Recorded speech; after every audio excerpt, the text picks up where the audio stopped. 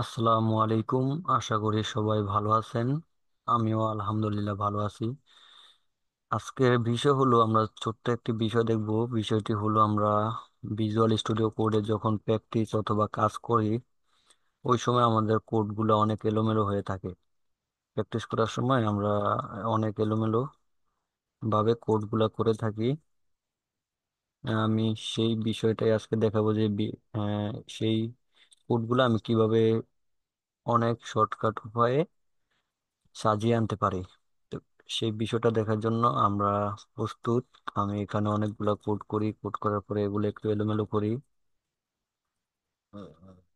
Sorry, এটা একটু এলোমেলো করি। আচ্ছা, এলোমেলো করা হয়েছে। এখন আমরা কিবোর্ডের আমরা যারা উইন্ডোজ ব্যবহারকারী তারা আমরা কিবোর্ডের অল্টার শিফট তারপরে এফ প্রেস করব। প্রেস করার পরে দেখতে পাচ্ছেন আমরা আমাদের কোডগুলা সঠিক জায়গায় এসে পড়ছে। মানে আমাদের ডিজাইনটা সুন্দরভাবে সাজিয়ে দিছে। এখানে যদি আরো অনেক এলোমেলো থাকে তবুও দেখা গেছে আমরা আহ, এই শর্টকাট ইউজ করে আমাদের কোডগুলা ঠিক করে নিতে পারি। তা আমি বিষয়টা আবারও দেখাচ্ছি। সেটা হলো আপনার আহ, যারা উইন্ডোজ ব্যবহার করেন তারা অল্টার শিফট তারপরে হলো অ্যাপ, শুধু অ্যাপ, এইটা ক্লিক করবেন। এটা ক্লিক করার পরে আমরা আমাদের কোডগুলা সাজিয়ে আনতে পারি। আমি এখানে লিখে দিচ্ছি কি কি করতে হবে। এখানে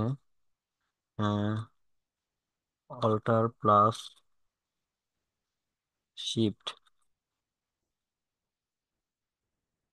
প্লাস অ্যাপ, এই তিনটা ক্লিক করলে আপনার কোডগুলা সঠিক জায়গায় চলে আসবে, মানে কোডগুলা অটোমেটিকলি সাজিয়ে দিবে। তা আজকের ভিডিওটি এই পর্যন্তই ছিল। আশা করি বুঝতে পারছেন। এটা অনেক গুরুত্বপূর্ণ একটা বিষয় যে আমরা প্র্যাকটিস করার সময় অথবা কাজ করার সময় এই বিষয়টার জন্য অনেক ভোগান্তিতে পড়তে হয়। এই জন্য আর কি বিষয়টা দেখানো হলো। তো ভিডিওতে ভিডিওতে আশা করি বুঝাতে পারছি। আপনারা যদি না বুঝে থাকেন তাহলে অবশ্যই কমেন্ট করবেন, ইনশাল্লাহ সমাধানের চেষ্টা করব। আজকের ভিডিওটি এই পর্যন্তই। সবাই ভালো থাকবেন। দেখা হচ্ছে নতুন কোনো ভিডিওতে ইনশাল্লাহ। আসসালামু আলাইকুম।